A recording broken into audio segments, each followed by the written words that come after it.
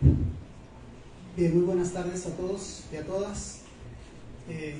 Pues es para un servidor un verdadero privilegio tener la presencia de todos ustedes acompañándonos para celebrar este Día Mundial del Agua, y también pues el privilegio de contar con grandes científicos, académicos y personalidades, grandes seres humanos, todos ellos quienes han dedicado su vida, su trabajo, su esfuerzo, buena parte de su tiempo a este preciado recurso que todos tenemos en este planeta. Pues las presentaciones voy a tratar de ser muy breve por cuestiones de tiempo, y no tiene ningún aspecto relativo al orden, así que voy a iniciar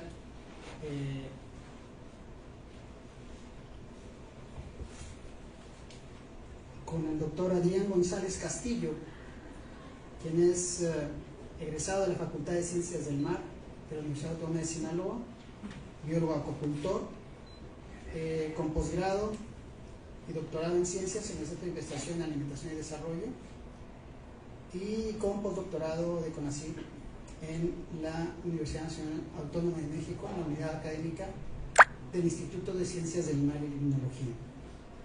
Es miembro del Sistema Nacional de Investigadores y se ha desempeñado como revisor de varias revistas científicas de importancia mundial.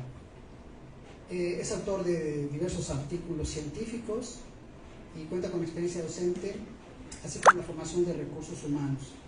Su línea de investigación es de ecología molecular y caracterización microbiana de organismos acuáticos, y tiene experiencia probada en análisis bioinformático de datos genómicos. Y le damos una cordial bienvenida al doctor Adrián González Castillo.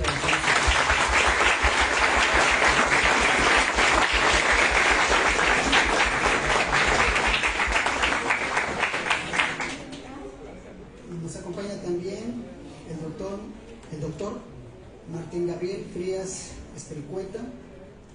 Él es originario de Tuxpan, Nayarit. Es licenciado por parte de la Escuela Superior de Ingeniería Pesquera de la Autónoma de Nayarit, con posgrado, maestría y doctorado en el Instituto de Ciencias del Mar y Limnología de la UNAM. Tiene múltiples publicaciones en revistas internacionales, revistas mexicanas de divulgación, capítulos de libros, ponencias en congresos nacionales e internacionales, y es también responsable de muchos proyectos de investigación, además de haber dirigido tesis de los niveles de licenciatura, maestría y doctorado. Le damos la cordial bienvenida al doctor Martín Frías.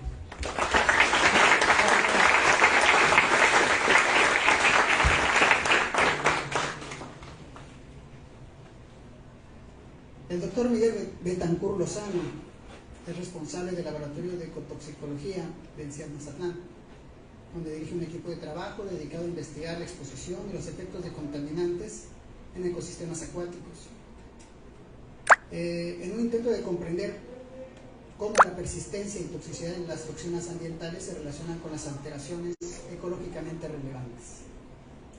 En este contexto, el doctor Betancur ha realizado estudios en agroecosistemas costeros, que también se han orientado a caracterizar los patrones de uso de agroquímicos como vía para diseñar estrategias de mejora de prácticas agrícolas que tengan menores impactos ambientales y socioeconómicos. Recientemente ha estado involucrado en el desarrollo de tecnologías para el aprovechamiento de biomasas residuales e iniciativas de economía circular en comunidades urbanas y rurales, que en conjunto pueden traducirse en propuestas locales de desarrollo sustentable, y el día de hoy nos va a compartir sus conocimientos. Bienvenido, doctor Miguel Betancur.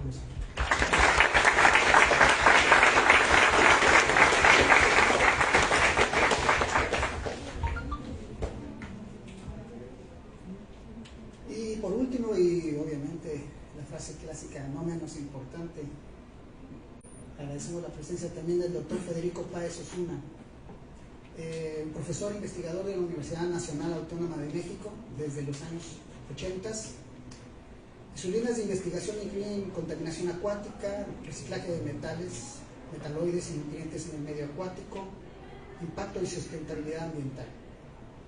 Ha impartido cursos en licenciatura, maestría y doctorado, ha dirigido múltiples tesis en todos estos niveles, ha formado investigadores, de los cuales pues, muchos de ellos están en los máximos niveles de desempeño como tales en el sistema nacional, en los niveles 2 y 3, sus estudiantes.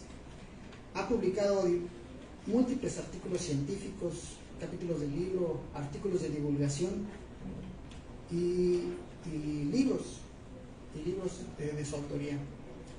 También es árbitro en múltiples revistas mexicanas e internacionales y también asesor a instituciones de gobierno federal como Semarnat, como la Secretaría de Relaciones Exteriores, y organismos estatales como el ISAPESCA y la CETIC, por ejemplo. También apoya en el sector social a cooperativas pesqueras, organizaciones de acuacultores del noroeste de México, y tiene múltiples reconocimientos, entre los cuales destacan el ser Premio Nacional al Mérito Ecológico, investigador nacional de nivel 3, la distinción de la Universidad Nacional y Cátedra Ezequiel Chávez por la UNAM, Premio Sinaloa de Ciencias y Tecnología, miembro del Colegio de Sinaloa y reconocido como uno de los académicos más citados en las áreas de biología y ecología y geociencias en la UNAM. Démosle un fuerte aplauso también al doctor Federico.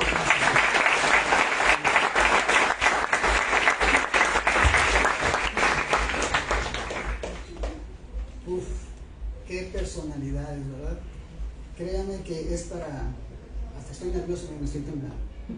Es para mí un verdadero privilegio que todos ellos estén aquí reunidos para charlar con nosotros de este tema tan interesante que hoy celebramos, que es el Día Mundial del Agua.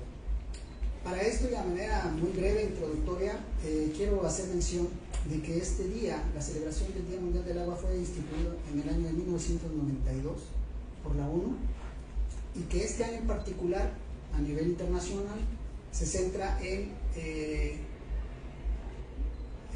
promover, incentivar que se acelere el cambio para la resolución de los problemas y la crisis del agua que vive toda la humanidad en nuestros días. Entonces, esperamos que este sea el mensaje que cada uno de nosotros se lleve al final de este conversatorio. Y sin más preámbulo,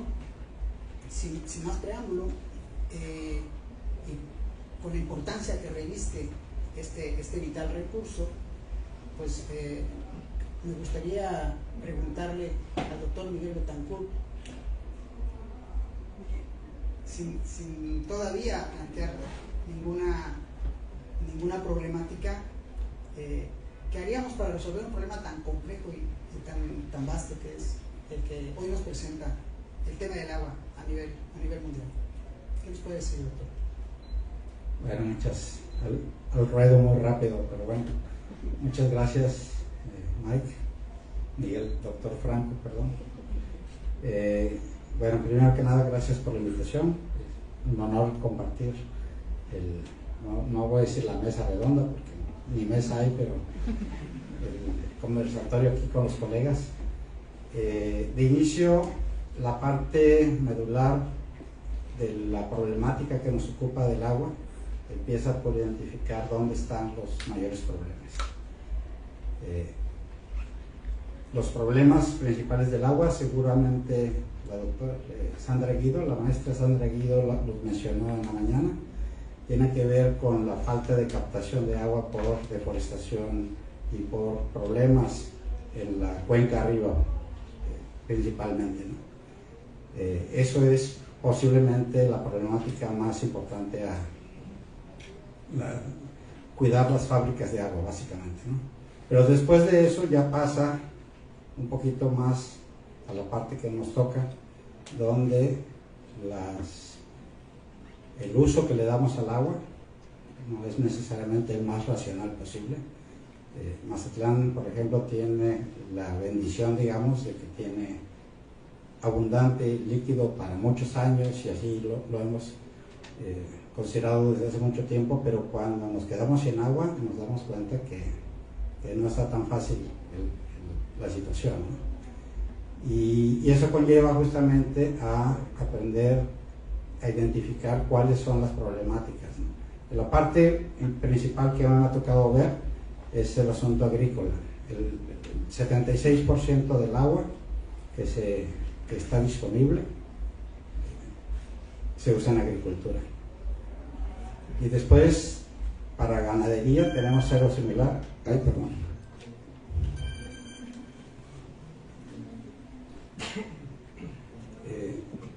Se dice por ahí que para producir 1 kilogramo de carne de res necesitamos de 5 a 20 mil litros.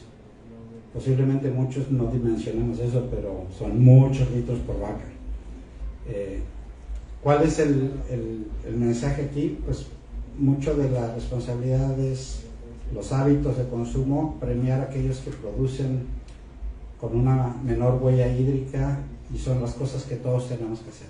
Pero ya a nivel de toma de decisiones, ya manejando a gran escala, pues sí tenemos que atender el asunto de los grandes consumos de agua, porque muchas veces se consume tanta agua porque hay mucho desperdicio de agua. Entonces es muy importante identificar cuáles son esas fugas. Pues si uno le falta el agua en la casa, primero hay que atender si está fugándose el agua del aljibe o del tinaco, y después ver cómo hacerle para racionalizar o meter más agua si fuera eso la solución, ¿no? Entonces esa atención a las fugas es muy importante, y después ya tiene que ver con lo que realmente hacemos en cada una de estas actividades. Una de ellas es, pues, la actividad humana pues, contamina el agua, y esa contaminación del agua hace que sea difícil que se use para otras cosas. Tenemos problemáticas muy serias en ecosistemas costeros asociados a que no estamos tratando el agua como debe ser, ¿no? Entonces se nos revierte de alguna manera la situación. Pero bueno, eso es lo que tendría que decir, así de bote pronto. Gracias.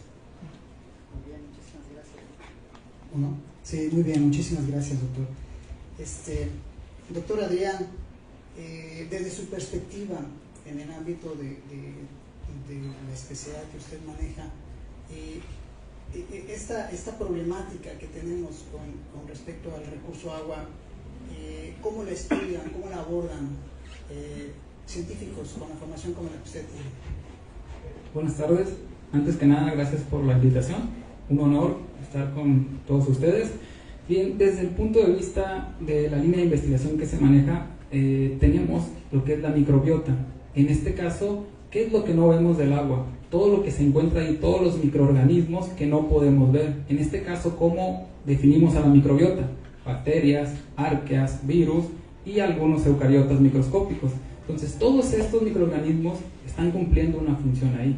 Afortunadamente, con el abaratamiento de los costos de secuenciación, surgieron nuevas técnicas para poder evaluar los ecosistemas acuáticos, ¿sí? En cuanto a diversidad y abundancia. Uno de ellos es la metagenómica, en la cual podemos distinguir fácilmente dos enfoques. El enfoque que estudia un solo fragmento de un marcador molecular, en este caso es el 16S para los procariotas y el 18S para eucariotas. Entonces se secuencia ese pequeño fragmento, se somete a bases de datos, y de esta forma podemos conocer la diversidad que se encuentra en el agua y la abundancia relativa también en este caso. Y tenemos el otro enfoque, un poco más caro, es verdad, la metagenómica Shotgun, pero en este caso lo que se hace no es secuenciar un pequeño fragmento de un marcador. En este caso vamos por los genomas completos, y de esta forma tenemos un poder de resolución aún mayor, porque no solamente vamos a estar obteniendo fragmentos pequeños de un solo gen. En este caso ya podemos obtener los genomas completos y analizarlos, genómica, metagenómica, filogenómica, fenómica, metabolómicamente, y de esta forma obtener muchísima información de importancia. De hecho, algo que yo les comento a mis alumnos siempre es que traten de dimensionar el potencial que se encuentra. ¿Por qué? Porque los investigadores a nivel mundial coinciden, siendo muy optimistas, que solamente conocemos aproximadamente el 1% de la diversidad de la microbiota a nivel mundial. Entonces yo les comento, imaginen el potencial de toda la microbiota que se encuentra ahí, bacterias, arqueas, virus, y que son, vaya, partiendo nuevas especies, pero también el número de genes desconocidos, proteínas y alguna aplicación que puedan tener toda esta microbiota que se encuentra ahí.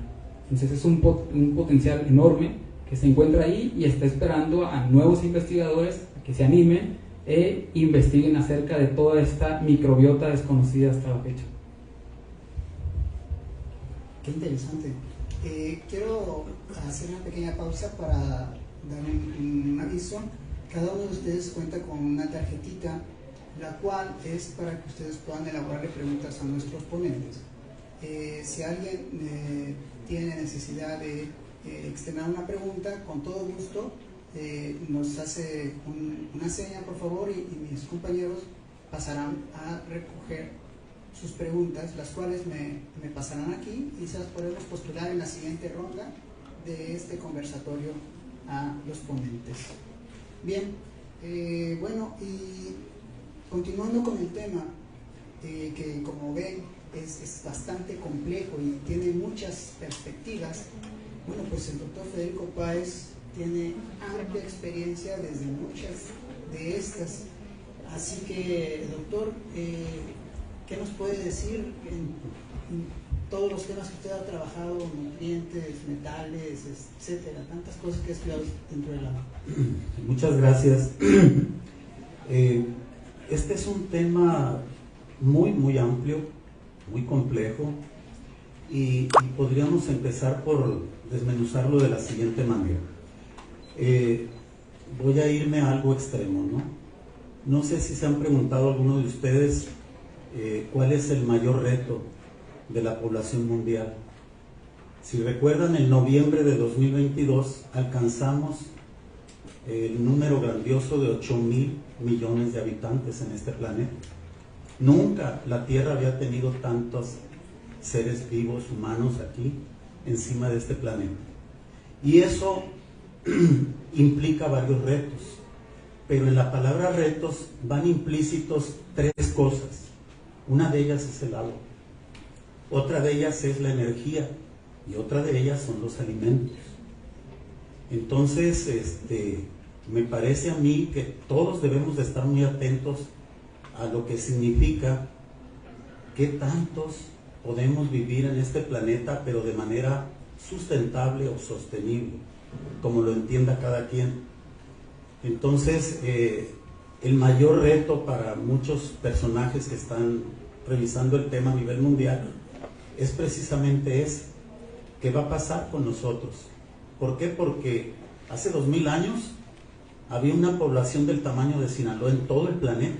Imagínense, había apenas 5 millones o 6 millones. Ahorita no, somos esa cantidad que acabo de decir, 8.000 millones de personas. Este es el mayor reto. Y bueno, sumándome al comentario del doctor Miguel Betancourt, el reto mayor que se ha observado para este siglo XXI es: de aquí al 2050 vamos a pasar a ser 10.000, no 8.000, sino 10.000 millones de personas. ¿Qué significa? Vamos a requerir más agua y más alimentos. Y para producir alimentos, lo dijo muy bien Miguel, necesitamos una agricultura que no se lleve la mayor parte del agua, más eficiente. Entonces, el reto que ha propuesto la FAO, la UNESCO, es que tenemos que ser capaces de producir más alimentos con menos agua y menos tierra, menos uso del suelo. Entonces, como una primera entrada, ahí se las dejo. Muchas gracias, doctor. Qué fuerte este número, ¿no? Este dato tan impresionante. Y este es el valor neto, pero si vemos la curva, es decir, la pendiente de cómo se ha dado este crecimiento, vemos que se está incrementando, es decir, lo estamos haciendo cada vez a velocidades más altas, tanto el uso de los recursos naturales como obviamente pues el crecimiento de nuestras poblaciones. Doctor Frías, ¿qué ha pasado en Sinaloa con tanto río? No somos el estado de los 11 ríos. ¿Qué nos puede platicar usted al respecto? Gracias por la invitación, doctor Franco. Un gusto compartir la mesa con mis colegas y un gusto ver tanto joven presente. Se siente esa energía, créanme, se siente. Bueno, con respecto a cómo están nuestros ríos aquí en Sinaloa, como bien lo comentaba el doctor Miguel Betancourt, pues además de la disponibilidad, tenemos el problema de la contaminación. Como mancha urbana, pues estamos arrojando demasiados productos hacia nuestros ecosistemas y es el mismo que los termina pagando. ¿Sí? Hay un estudio donde se evaluó el nivel de concentración de algunos metales en los ríos de Sinaloa, el Río Fuerte, Sinaloa, Culiacán, San Lorenzo, el Ota, Piatla, el Presidio y el Baluarte. Entonces, como dice el evento mundial del agua, lo que vemos y lo que no vemos, si ahorita todos nosotros vamos al puente del río Presidio, nos ponemos ahí a ver pasar el río, el agua del río, pues quizás veamos algunos contaminantes, lo que está muy de moda, el plástico, pero va a haber mucho contaminante que no vamos a ver, en definitiva por el tamaño que estos tienen, y son los que también preocupan mucho por el efecto que tiene en nosotros los humanos y en todos los organismos que ahí lo habitan. Uno de ellos son los metales: cadmio, cobre, zinc, mercurio, ¿verdad? Entre algunos de ellos. Entonces, este estudio determinó el nivel de concentración de estos metales y llamó la atención que los elementos que son esenciales, cobre, zinc, hierro, los niveles son bajos. Cada uno de nosotros en nuestra vida requerimos de esos elementos. El hierro, no se diga, forma parte de nuestra sangre, de nuestros glóbulos rojos, los requerimos. El cobre y el zinc los requerimos también para acelerar reacciones bioquímicas que ocupamos para nuestros procesos fisiológicos, que es lo que nos mantiene vivos. Pero con respecto a los elementos no esenciales, aquellos que nos provocan un daño, llamó la atención que los niveles de cadmio, un elemento que nos pudiera provocar cáncer dependiendo de ciertas condiciones, los ríos del norte, los niveles que están reportados durante un ciclo anual están por arriba de los límites permisibles que nos presentan algunas organizaciones internacionales. Algunos ríos, los del norte sobre todo, no los del sur, pero el plomo, un elemento que nos puede provocar anemia, porque es muy parecido al calcio. Si nos entra un plomo al cuerpo, es tan parecido al calcio que el cuerpo piensa, que es un átomo de calcio y lo manda a nuestros huesos, donde se lleva a cabo la síntesis de la sangre. Entonces, el principal efecto que provoca es la anemia. Y todos los ríos de Sinaloa, los valores que están reportados están por arriba del límite permisible.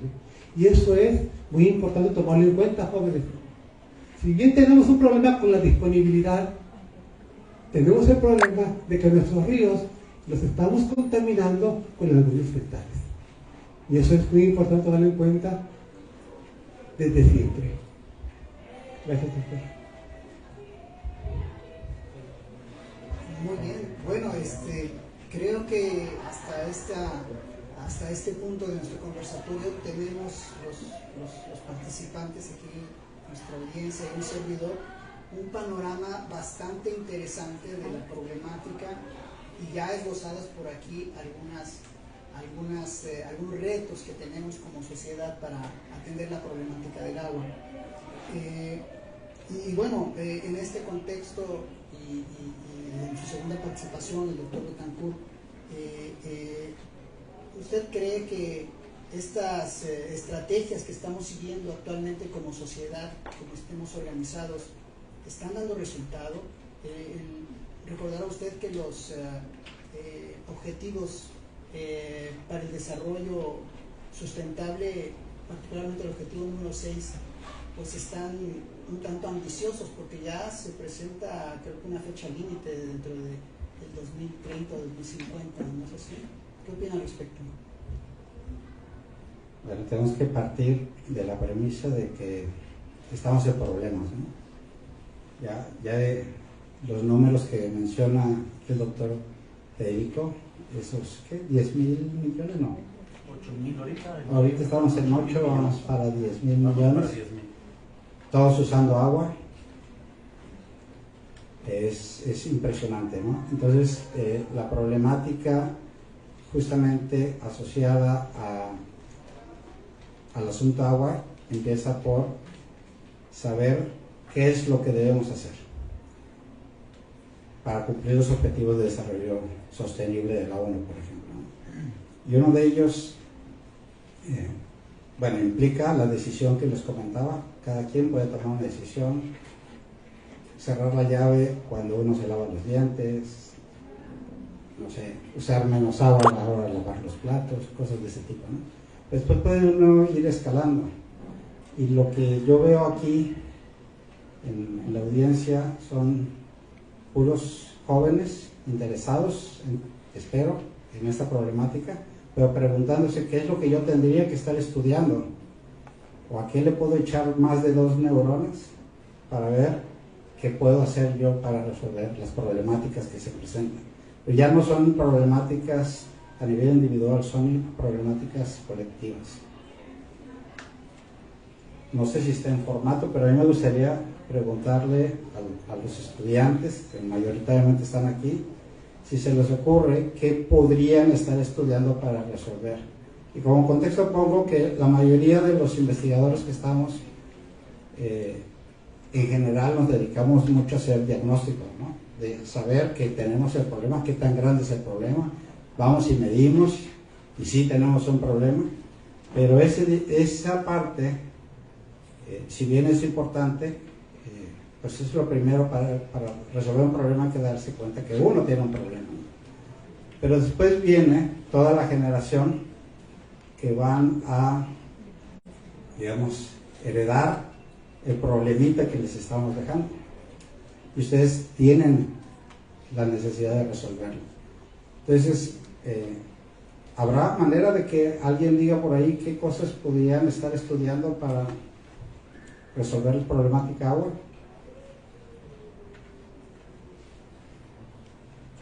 A ver, compañeros, escuchamos. ¿Qué dijo yo? Por allá la compañera está diciendo. ¿No? La pregunta es muy interesante. De nuevo la pregunta, por favor, doctor. La ONU tiene un eslogan por ahí que lo usa para otro contexto, pero yo lo voy a modificar. Es impulsar la ciencia que necesitamos, incluso la tecnología que necesitamos para el mundo que queremos. Y eso lleva un mensaje muy importante, porque no es lo mismo estudiar cualquier cosa, pues, ¿sí? Hay cosas que uno puede estudiar ahorita para realmente contribuir a las soluciones en el futuro. Entonces, en ese contexto, pues muchos de ustedes están estudiando. Yo supongo que pueden identificar que esa parte que están estudiando, para qué les va a ayudar a contribuir a las soluciones del futuro. Podemos seleccionar al azar. Adelante. Aquí hay un compañero que quiere opinar. Adelante, por favor. Bueno, hablamos de problemáticas y el asunto principal es el agua. Pues algunas de las soluciones que nosotros podríamos llevar a cabo o proponer según nuestra formación respecto al, del lado ingenieril, serían la optimización de los procesos para disminuir el consumo de agua, ya sea en la producción de alimentos o de algún otro producto afín a nuestra área, que son las ciencias biológicas. Y viéndolo por un poco más del lado del ámbito biológico, optimizar de igual forma y mejorar las investigaciones del lado del aprovechamiento de, por ejemplo, el aprovechamiento de microorganismos para la biorremediación de aguas. O sea, sería evitar disminuir el consumo de agua en procesos y valga la redundancia, remediar el agua que pues se considera no viable para utilizarla por actual contaminación. Yo creo que con esa nos podríamos quedar por el momento, porque justamente toca el tema de que comentaba aquí mi colega Adrián. Hay herramientas para estudiar, no nada más qué microorganismos están ahí, sino qué genes participan, qué rutas metabólicas para mejorar los procesos de bioremediación, donde se encuentra la ingeniería con la ciencia, ¿no? Bueno, no sé si está en el asunto, pero preferiría que más bien Adrián. Hola de nuevo.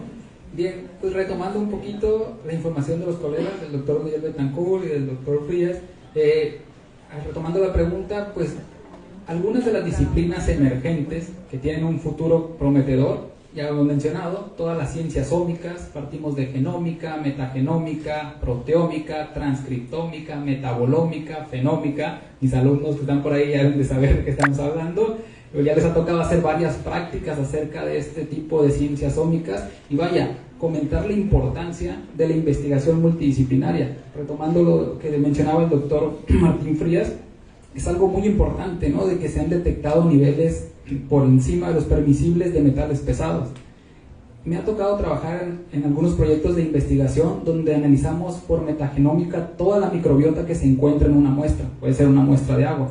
Y aquí lo interesante es obtener esos genomas. ¿Por qué? Porque partimos de lo siguiente, todos de hecho estudiantes de bioquímica, biotecnología, estamos en el contexto, para hacer algún análisis microbiológico, ¿qué tenemos que hacer? Tomar la muestra, sembrar preparar el medio, esterilizarlo, sembrar en la caja Petri y ver qué nos crece, ¿no? Pero aquí hay un detalle, de hecho también lo comento mucho con mis estudiantes, le llaman, entre comillas, vamos a decirle, medios universales a los medios de cultivo, y lo que yo les digo que de universales pues en realidad no tienen nada, ¿no? Porque ¿qué es lo que les comentaba? Estamos cultivando cerca del 1% de la diversidad que existe en esa muestra. Pero ¿qué es lo que pasa? Surge la metagenómica, lo que les mencioné anteriormente. Esta ciencia ómica nos permite brincarnos todos esos pasos principales, como toma de muestra, preparación de medios, siembra, porque lo que hacemos es tomar la muestra y secuenciar todo lo que se encuentra ahí. O sea, podemos obtener genomas completos sin la necesidad del proceso tradicional. Toma de muestra, preparación de medios, siembra, extracción de ADN y secuenciación. En este caso vamos por la muestra, aplicamos extracción de ADN y secuenciamos todo lo que se encuentra ahí.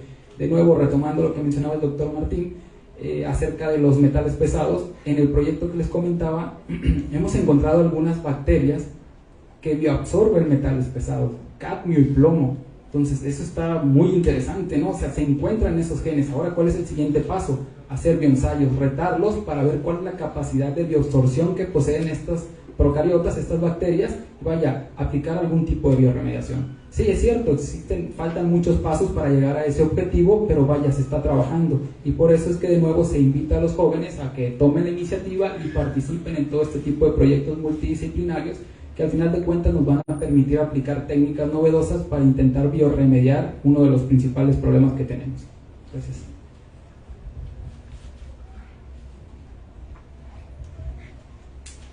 Bien, aquí aprovechando las intervenciones de las preguntas que me han hecho llegar y precisamente para darle continuidad a la conversación, hay inquietud de los participantes, de nuestros invitados, sobre, digamos, estas formas de resolver los problemas de contaminación. Hablan mucho en los comentarios que nos hacen llegar sobre el uso de microorganismos o otras tecnologías para limpiar el agua. ¿Qué nos pueden decir al respecto, doctor Páez? Hay muchas líneas de investigación que se han venido desarrollando estos últimos, que serán 20 o 30 años, sobre cómo remediar la contaminación. Por un lado están los tratamientos estrictamente físico-químicos, por otro lado están los tratamientos que involucran biota, microorganismos sobre todo, pero hay otra parte que yo diría que es el camino también que se está observando a futuro, que es que hay que buscar procesos de producción de alimentos que se complementen, que lo que produce uno como desecho lo aproveche otro proceso, el contaminante entre comillas. Sobre todo hablo de contaminantes como el nitrógeno, el fósforo, que en realidad no son estrictamente contaminantes, los utilizamos todos los organismos. Entonces, ahorita viene fuerte una parte que se llama agroacuacultura o cultivos integrales. Entonces, han surgido a nivel de investigación. El reto está para volverlos en la parte comercial, que nuestros agricultores se atrevan a hacer ese tipo de cultivos, que nuestros camaronicultores se atrevan a integrar y a meter otro cultivo, de tal manera que van a tener más producto, pero también vamos a resolver la problemática de generar más contaminantes. Entonces el mundo está mirando hasta esta parte también. Esta es una parte muy atractiva dentro de las líneas de investigación y lo que se viene para el futuro. Por otro lado, yo quisiera decir y retomar algo que comentó el doctor Betancourt, que es la huella de agua. La huella ecológica, pues vamos a decir, comprende la huella de agua, la huella de carbono y la huella de nitrógeno. Y está muy claro, casi esto coincide que casi la manera de cómo estamos consumiendo y produciendo alimentos hace que tengamos una huella ecológica más grande o más pequeña. La dieta que tomamos día con día nosotros puede ayudar mucho. Yo voy más allá de cerrarle la llave cuando nos cepillamos los dientes, no. ¿Qué estamos utilizando como alimento? Porque detrás de cada alimento hay muchos litros o metros cúbicos de agua que se utilizaron para poder producir ese alimento. Entonces, si nosotros tenemos una dieta carnívora 100%, como el típico estadounidense, la huella de agua, la huella de nitrógeno y la huella de carbono por cápita de un ciudadano de Estados Unidos está por arriba del resto del mundo. Es 5, 4, 3 veces mayor. México no canta mal las rancheras en este contexto. Me refiero a que tenemos una huella más o menos importante, sobre todo en el norte de nuestro país. Una huella de agua grande y de nitrógeno importante. ¿A qué voy? Esto tiene mucho que ver con la dieta que estamos usando. No tenemos que volvernos vegetarianos. Se acaba de publicar hace 2 años un artículo interesantísimo, que ojalá y lo lean, o si no, lean mi libro. Existe la huella planetaria o flexitariana, que no es otra cosa más que seguir comiendo lo que comemos, pero darle prioridad a ciertos productos, a vegetales, frutas y granos. Y sí, comer carne, pero la carne la podemos comer una vez por semana o una vez cada 15 días y no pasa absolutamente nada. Al contrario, te lo va a agradecer la salud del planeta y te lo va a agradecer tu propia salud. El gran problema ahorita de las enfermedades no transmisibles es la dieta que estamos llevando a cabo. Nos está matando la dieta. Y el gran problema que hasta ahorita se ha demostrado es que la dieta de carne, no estoy contra la carne, me encanta. Acabo de comer un rico caldo, jugo de carne, ¿no? Pero pues estoy buscando comerlo una vez por semana. No hacerlo como lo hacía yo antes. Yo cuando tenía 30 años menos, desayunaba, comía carne casi 5 días de la semana. Ahorita ya tengo 3 años luchando por bajar mi mal hábito. Entonces yo los invito a que volteen a ver sus dietas. Y esto es clave, van a ayudar a su salud y van a ayudar a la salud del planeta. ¿Por qué? Porque van a bajar la huella de agua. Y esto es mucho más importante que cuidar la llave del agua al cepillarnos los dientes. Ahí lo dejo. Excelente, excelente. Ese es uno de los comentarios quizás más importantes que se han vertido esta noche. Doctor Frías, hay mucha inquietud también entre los múltiples comentarios que agradecemos a los jóvenes que nos han hecho llegar aquí. No puedo leerlos de manera individual porque sería mucho el tiempo que llevaría. Estoy tratando de resumir las preguntas para nuestros ponentes, pero hay inquietudes interesantes de los jóvenes acerca de las fuentes de estos metales pesados en los ríos de Sinaloa o en los ríos en general, y qué se está haciendo en términos de saneamiento o para evitar estos impactos. ¿De dónde vienen? ¿Cuáles son sus orígenes? Pregunta mucho por el plomo. Todos los que nos dedicamos a determinar niveles de concentraciones, cuando encontramos un valor, sea en el sedimento, en el agua o en cualquier organismo, es la suma de 2 cosas: lo que mueve la naturaleza porque todos estos contaminantes son naturales, estos elementos, más lo que arrojamos nosotros como sociedad. Claro que la diferencia es abismal. Mientras la naturaleza aporta muy poco, el hombre aporta demasiado. En Sinaloa tenemos dos principales fuentes de metales, es la minería y la agricultura. La minería por razones obvias, pero la agricultura utiliza mucho agroquímico, pesticidas, plaguicidas, fungicidas, fertilizantes, y estos compuestos, estos agroquímicos, en su composición tienen metales. Entonces se arroja demasiado agroquímicos. Sinaloa presumía, no sé si todavía lo presume, de ser el granero de México. Entonces se manejan, todavía me dice el doctor Paez, entonces se manejan muchos agroquímicos, y estas son las principales fuentes.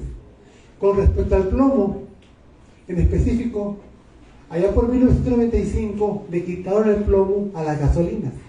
Antes cada carro que iba andando iba arrojando plomo, lo usábamos en la gasolina, ya se lo quitaron, qué bueno, pero ese plomo se quedó aquí con nosotros, se quedó, la atmósfera lo distribuyó por todo el planeta y ahí está, de tal manera que cada que llueve, ¿verdad?, por escorrentía, ¿verdad?, el agua lava los suelos y se trae ese plomo para acá, y aquí está. ¿Hay reglamentaciones? Claro que sí, pero ustedes, nosotros, también podemos hacer algo muy importante. Así como es difícil quitar la contaminación del plástico, y lo podemos hacer simple y sencillamente no comprando botellas, refrescos, jugos que vengan en plástico, jóvenes, con respecto a metales, sus celulares, su batería, ¿verdad?, las pilas, están a base de metales, tienen cadmio, tienen níquel, las pantallas tienen plomo, estos tienen mercurio. ¿Qué podemos hacer? Simplemente no agarrarlos y echarlos a la basura. Podemos contribuir nosotros, cada uno de nosotros, claro que sí. Simplemente depositarlo donde se tiene que depositar. Nos cuesta un poquito más de trabajo, hay que investigar a dónde llevarlo, pero hay que hacerlo, jóvenes. Hay que hacer algo por su planeta. Y cada uno de ustedes y nosotros podemos hacerlo. ¿Sale? Es la tarea que se van a llevar de aquí. Gracias, doctor. Qué bueno que nos llevamos todos tareas, porque cada uno de estos comentarios nos tiene que marcar para llevarnos esto y compartirlo con las personas que no han tenido la oportunidad de estar aquí con nosotros. Y en un contexto similar hay otra pregunta, otro conjunto de preguntas que tienen que ver con el tratamiento de las aguas que van, o mejor dicho, que vienen o que proceden de lavados de aguas, de terrenos agrícolas. Y creo, doctor Betancourt, que usted ha estado trabajando en algo de bioremediación en este tema, en canales de riego que transportan algunos de estos contaminantes. ¿Qué nos puede decir al respecto? Bueno, dicen por ahí que la ciudad más limpia no es la que más se barre, sino la que menos se ensucia. Y creo que eso nos ayuda a comprender la magnitud no la magnitud, dónde tenemos que atacar el problema. El problema, justamente lo decía ahorita Martín, es no tirar los celulares a la basura o los focos a la basura, sino llevarlos a un sitio de disposición donde los confinen y los saquen del sistema, ¿sí? Y eso es súper importante porque si uno hace eso de echar las baterías, por ejemplo, a la basura, en el basurón se degradan todo el cadmio, casi mayoritariamente, debe tener plomo también, se le exhibe y al rato lo estamos tomando. En las botellitas de agua que también tienen el problema por ahí, ¿no? El plástico, por ejemplo, está muy satanizado, sí es un problema muy fuerte, pero mucho del problema del plástico es que no se reutiliza como se debería reutilizar. Y hay un abuso en el uso del plástico, ¿no? Sin embargo, el plástico bien manejado puede ser parte de una solución que se puede diseñar conjuntamente. Algunos países ya lo hacen.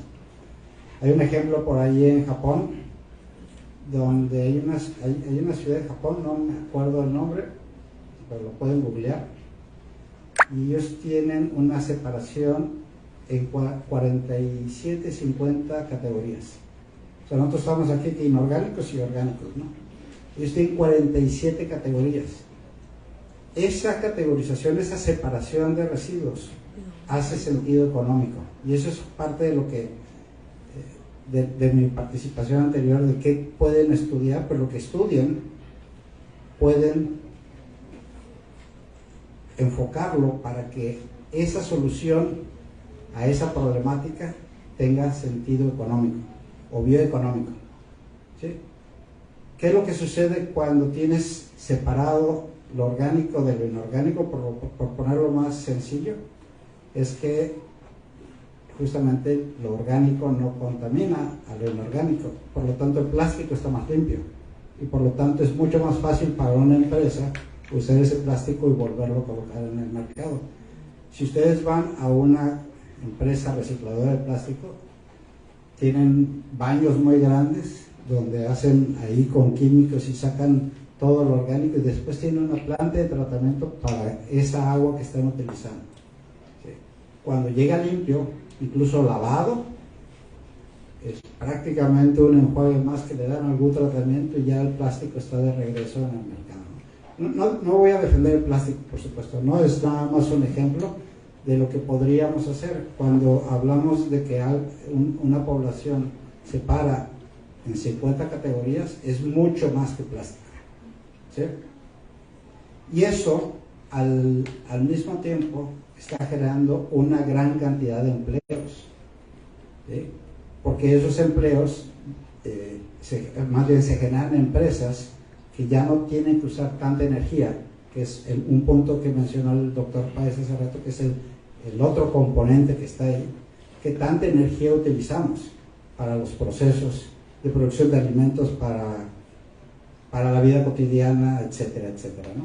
Entonces, no sé si contesté tu pregunta, pero de alguna manera es como que compartirles que tenemos una responsabilidad compartida para atender las problemáticas, ¿no? En el campo en particular, esta parte del agua y contaminantes y demás, hay alternativas que la tradicional es el riego por goteo, ¿no? Mucho de lo que hemos trabajado con los agricultores es decirles, tienes mucha agua, algunos no tienen mucha agua, incluso en Sinaloa, pero tienes mucha agua, pero trata de implementar medidas como si no tuvieras, ¿sí? Y para eso es donde nos podemos acercar. Por ejemplo, hay una línea muy fuerte que se llama biocarbón o biochar, que es capturar y hacer a través de un proceso que se llama pirólisis, producir carbón orgánico, y ese carbón orgánico lo que tiene, se usa para filtros, no se ha visto el carbón activado que se usa para filtros. Ese carbón orgánico ya es carbono capturado ya no va a ir como CO2, dura de 100 a 1000 años como carbón orgánico. Los microorganismos no lo pueden atacar muy fácilmente, pero no es, lo que tiene es que es increíblemente absorbente, tanto de nutrientes como de agua. Entonces, en otros países, en México estamos empezando apenas, pero en otros países ellos han visto que usar carbón en agricultura, a los 5 años estás produciendo el doble, con 40% de menor gasto de agua, por ejemplo, y de fertilizantes también, que están tan caros en la actualidad. Entonces, ese es el tipo de cosas donde ya tendríamos que estar trabajando para ver cómo hacerle para reducir las huellas que comenta el doctor Páez, ¿sí? La información está en la literatura, es cuestión de adaptarlas, lo que en otros lados están haciendo, innovar con base en el conocimiento que he generado y entonces ponerlas en práctica. Vamos. Excelente, excelente. Bueno, aquí una pregunta que trata de reunir otra vez varios comentarios en relación con el uso de los microorganismos, tanto para el tratamiento o limpieza de las aguas contaminadas o de los cauces o efluentes de industrias, y si también el tema de los microorganismos es un agente contaminante. Hablan de patógenos o sugieren aquí relacionado con transporte de patógenos. ¿Qué nos puede decir, doctor? Bien, pues, como acertadamente mencionan, tenemos microorganismos que son patógenos, ¿no? Podemos poner ejemplos de bacterias, pero lo que todos sabemos es que, vaya, el mayor porcentaje de la microbiota tiene alguna función en el ecosistema. Vaya, la mayoría son benéficas en el ecosistema y un porcentaje muy pequeño son las que realmente son patógenas. Un claro ejemplo con el que me ha tocado trabajar con el género Vibrio. En el género Vibrio tenemos cerca de 130 especies actualmente. Vaya, muy pocas son patógenas. Por mencionar alguna, y la que más conocen, que sí es patógena, Vibrio cólera. Otro también Vibrio paremoliticus, que generalmente cuando nos enfermamos por algún marisco puede que sea Vibrio paremoliticus, pero aquí hay una cuestión importante. La cepa tipo de Vibrio paremoliticus, ¿a qué nos referimos como cepa tipo? La primera que se describió. Es la primera que se descubrió, se almacenó en una colección internacional, esa es la cepa tipo. La cepa tipo de Vibrio paremoliticus no es patógena.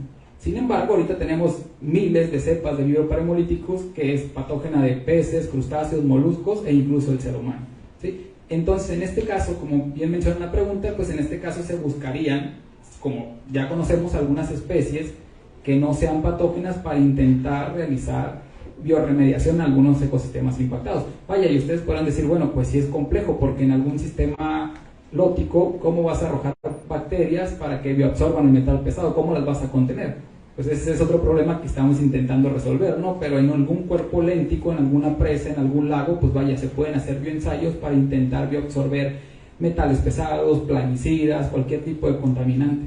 Aquí lo importante, y de hecho es una nueva línea de investigación que surgió hace pocos años, es la llamada ecogenómica, que surge un poco de lo que es la ecotoxicología, que es identificar, clasificar algunos contaminantes, pero ya cuando hablamos de ecogenómica, esta nueva línea de investigación ya implica muchas otras ciencias ómicas y técnicas para intentar darle seguimiento, ¿no? No solamente detectar, identificar y clasificar los contaminantes, sino más bien utilizar la microbiota para buscar algunas alternativas de biorremediación e incluso en algunos casos más ambiciosos, vaya a buscar diseñar lineamientos o normas con base en los resultados obtenidos. ¿A qué me refiero con esto? De hecho, existen algunas especies, podemos mencionar algunas bacterias que funcionan como bioindicadoras, ¿sí? Que en algunos ecosistemas acuáticos, el detectarlas ahí ya nos está indicando que hay cierta contaminación, puede ser plaguicida, algún metal pesado y demás.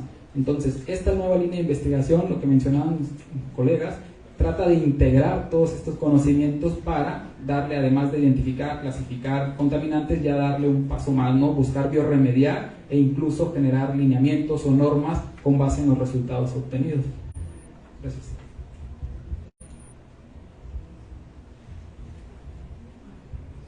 Bien, aquí hay una pregunta, bueno, otra vez son resumen de las participaciones de todas nuestros invitados que se encuentran aquí presentes y digamos, doctor Páez, noto en muchos de los comentarios, en algunos casos, un cierto desánimo, como una cierta resignación, porque quizá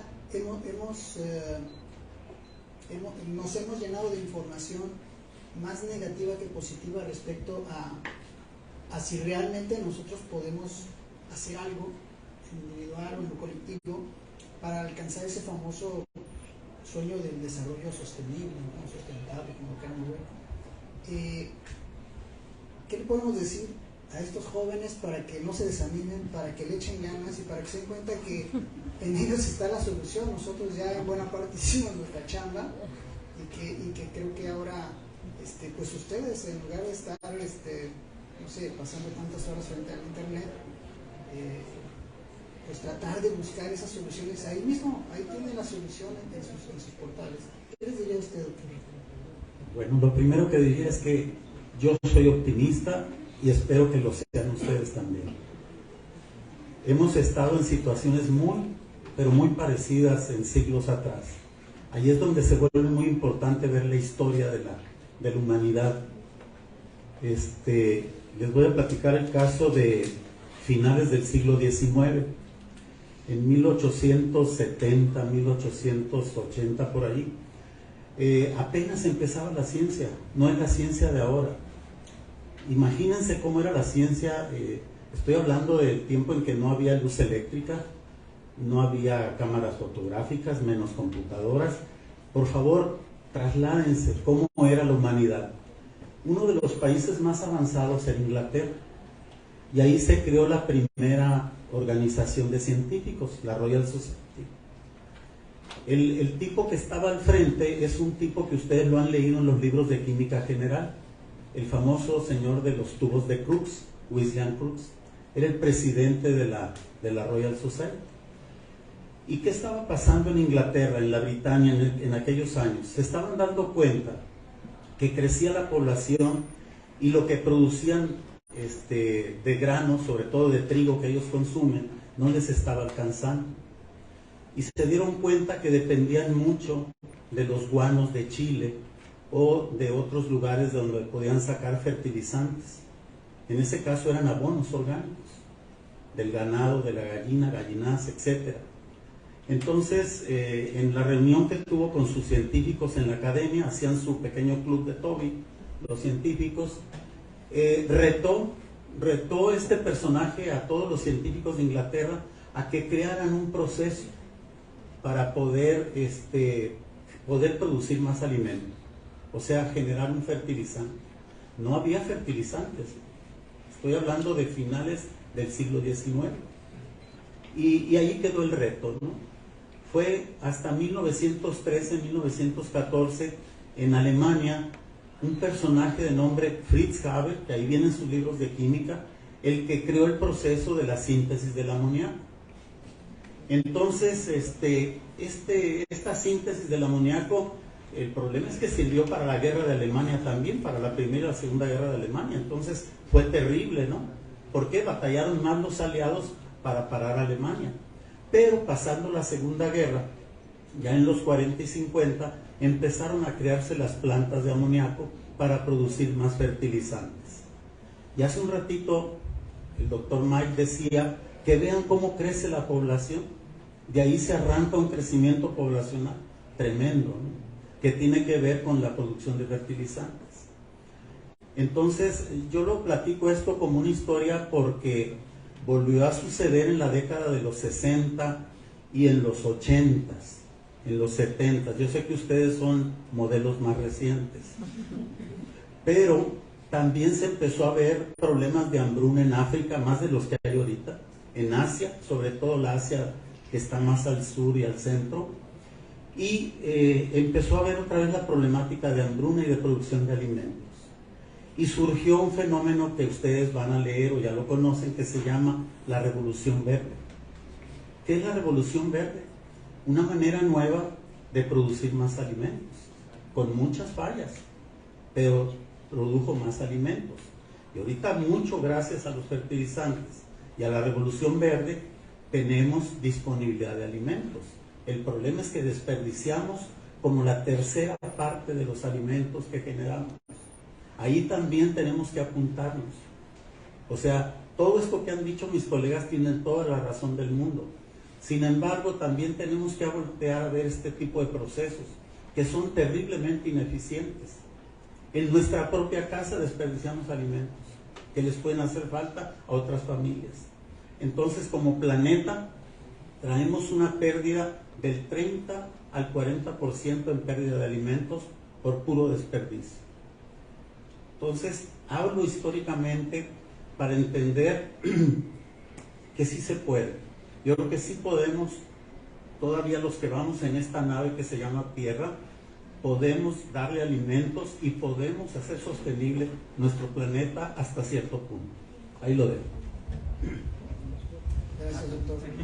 Y para terminar esta ronda, ¿qué están haciendo las autoridades, doctor Frías, sobre la aplicación de la ley o búsqueda de los responsables de todos estos problemas de contaminación o de mal uso del agua, o en términos de políticas públicas para que se capte más agua o para evitar que se desperdicie el agua? ¿Cuál es su punto de vista? Esa es la pregunta. ¿Qué pasa con nuestros políticos? Porque la normatividad existe, las reglas están, las sanciones están, pero no las cumplimos. afortunadamente. Creo que nos falta más conciencia en eso como personas, como sociedad. Muy posiblemente aquí te presente el futuro presidente de Mazatlán dentro de 15 a 20 años, ¿verdad? Entonces, si sembramos en él esa semillita ecológica, muy posiblemente resuelva el problema de la basura, que como sociedad lo estamos deteriorando en nuestros ecosistemas, ¿verdad? Pueda, como dice el doctor Miguel, hacer una buena clasificación, separar, ¿verdad? Reutilizar todo esto, pero necesitamos empezar. Debemos empezar ya hace varios años, doctor Franco, pero nunca es tarde para empezar. Nunca es tarde para empezar, ¿verdad? Y todo en aras de tener un mejor ecosistema. Quiero decirles algo que escuché en la radio, se lo llevan de tarea. Otra tarea les voy a dar, ¿verdad? La semana pasada lo escuché en la radio y me gustó mucho. Llegué ese día platicándolo con la mía, bella esposa, ¿verdad? Era una entrevista a una persona muy rica, un árabe. Y él dijo: mi abuelo andaba en camello, mi papá anduvo en camello también, yo traigo un BMW, mi hijo posiblemente va a manejar un BMW, mi nieto no sé si maneja un BMW o ande en camello. ¿Qué estaba detrás de esta frase? Dice que los tiempos difíciles hacen hombres fuertes. Los hombres fuertes crean tiempos fáciles. Y los tiempos fáciles, desafortunadamente, crean personas débiles, las cuales nos generan un ambiente hostil. Analizan, jóvenes.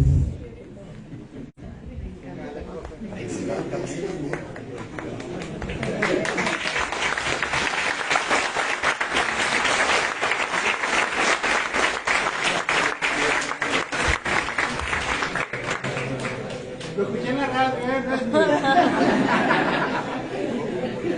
Pero me gustó. Pues, qué frases, qué fuerza, qué energía. En realidad, en mi personal, yo me siento muy emocionado de que tengamos aquí personas de tan alta calidad y que ustedes estén en ese misma frecuencia, recibiendo todas estas buenas vibras de que tenemos que hacer algo y lo vamos a hacer. Lo vamos a hacer bien. ¿Para qué? Para beneficio ya no de nosotros, sino de las generaciones que vienen. Y bueno, pues todo lo que empieza tiene que terminar. Y este conversatorio podría durar horas, pero todos sabemos que el tiempo de ustedes es muy valioso, el de nuestros compañeros y colegas también. Y antes de retirarnos, vamos a hacer una ronda de conclusiones. Es decir, le voy a pedir a cada uno de los invitados que nos expresen su conclusión sobre este conversatorio, este mensaje que creo que Martín ya nos expresó, y con esto nos podamos cerrar. Entonces, a manera de conclusión, doctor Betancur, ¿qué le puede decir a los muchachos? Digamos que ya empezó el doctor Frías. Sí, voy a ser breve. Casi todo lo que aquí comentamos se resume en que detrás de una crisis hay oportunidades y depende de cada uno de ustedes resolver esa tarea, para dejarles tarea también. ¿Sí? ¿Cuál es la oportunidad detrás de la crisis que hemos estado platicando? Muchas gracias.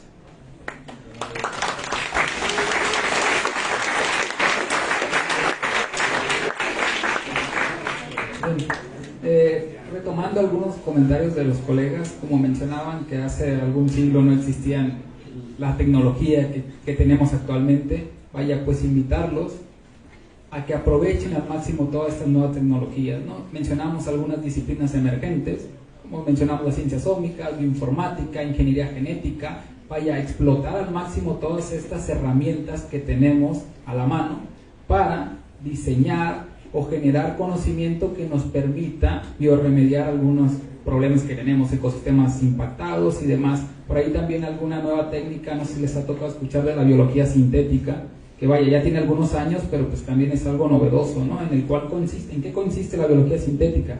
O sea, ya no analizar, buscar microorganismos que cumplan con ciertas funciones, genes, proteínas y demás, sino más bien diseñar los microorganismos. ¿Sí? O sea, el diseño de microorganismos con funciones específicas. Y vaya, para concluir, pues los invito de nuevo a que aprovechemos todas estas herramientas, toda esta información que tenemos a la mano para sacar el mejor provecho posible y vaya, dejar nuestro granito de arena en la tierra.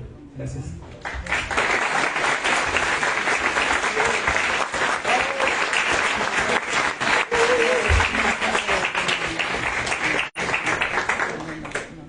Me gustaría resumir con una frase célebre de un gran personaje que es el padre de la Revolución Verde, pero que yo he modificado.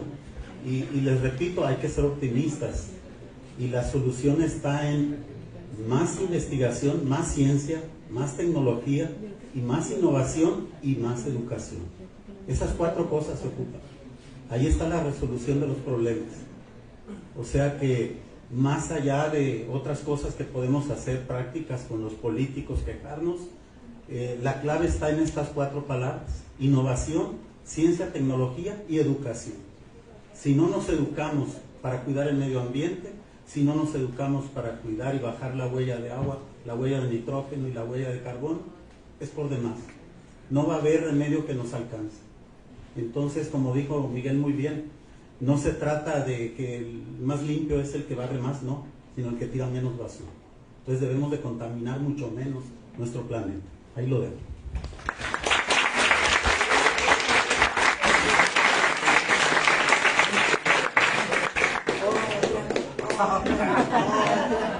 Simplemente, jóvenes, hagamos nuestra parte. Sí se puede. Claro que sí.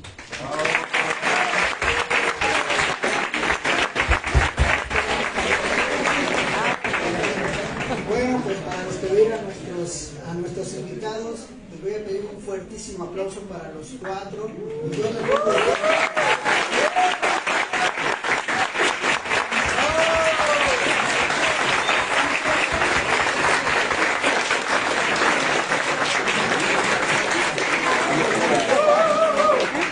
ahora vamos a pasar a hacer la entrega de los reconocimientos a nuestra subdirectora académica del Tecnológico Nacional de México, Campus Mazatlán.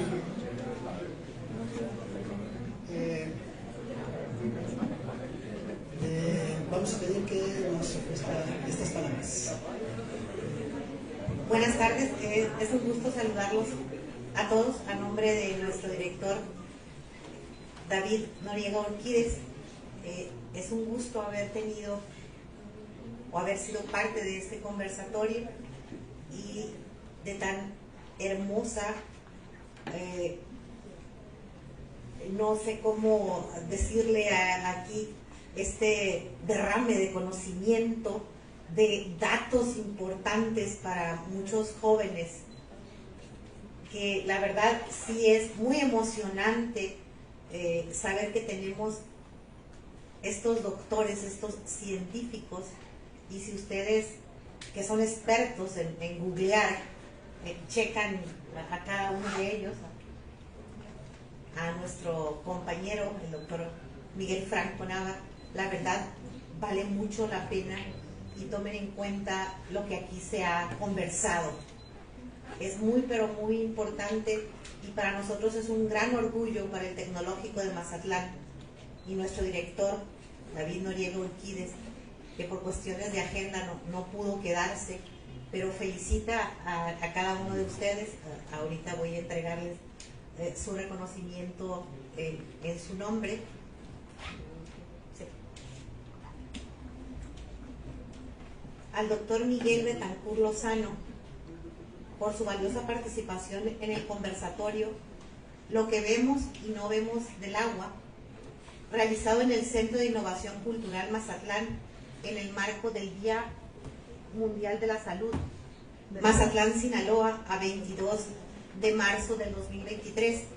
Firma el máster en ciencias David Noriega Urquídez, director del Tecnológico de Mazatlán.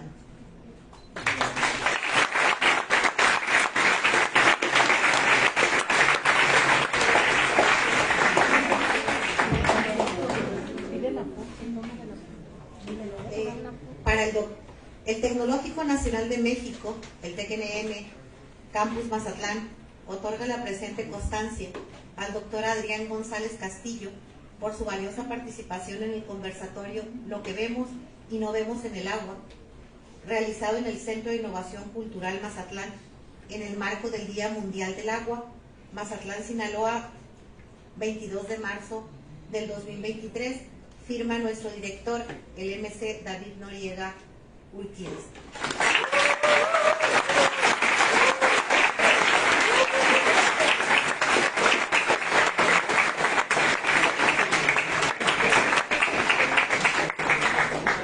Traía porra.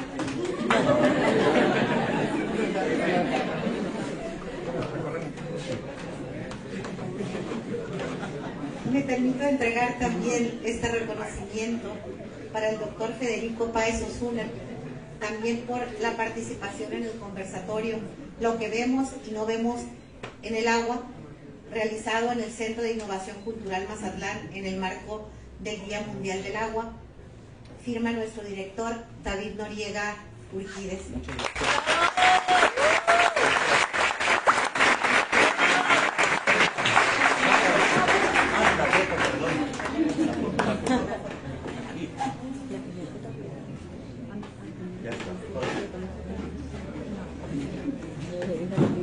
Para el doctor que nos dejó más tarea, para el doctor Martín Gabriel Frías Espiricueta, también por su valiosa participación en este conversatorio, Lo que vemos y no vemos en el agua, realizado en el Centro de Innovación Cultural Mazatlán en el marco del Día Mundial del Agua, Mazatlán, Sinaloa, 22 de marzo del 2023, firma nuestro director, el MC David Noriega Urquídez.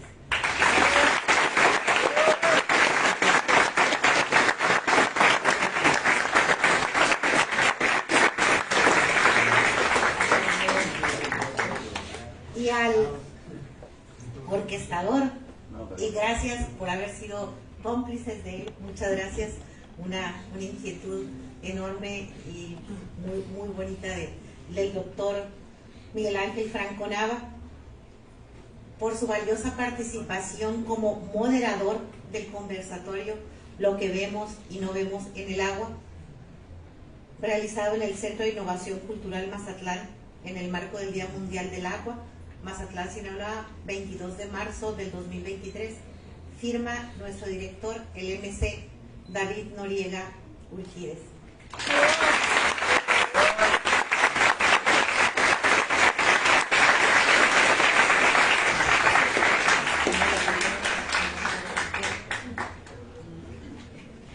Pues un abrazo y un aplauso para todos ustedes. Muchísimas gracias.